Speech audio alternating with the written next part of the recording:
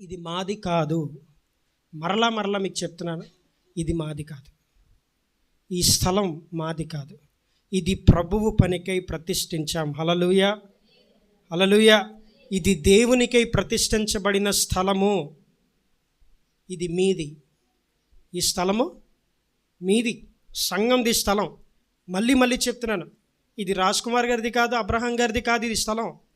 ఈ మందిరం ఉన్న ప్రాంతం సంఘముది. ఈ సంఘం పేరిట ఎంతమంది బాప్తిసం పొందారో వాళ్ళందరికీ దీని మీద బాధ్యత ఉంది.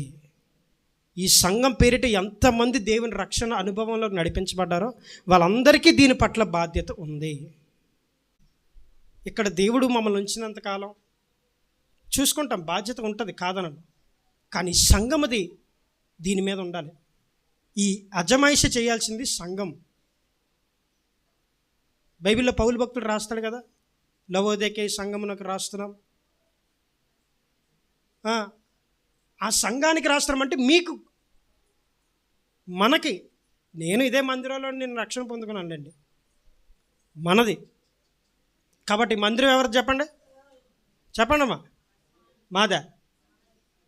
రాజ్ కుమార్ గారిది ఇది? చెప్పరేమ్మా, చెప్పండి. సంఘం ఎవరిది? మనది. బాధ్యత ఎవరికి ఉండాలి? మనకు ఉండాలి.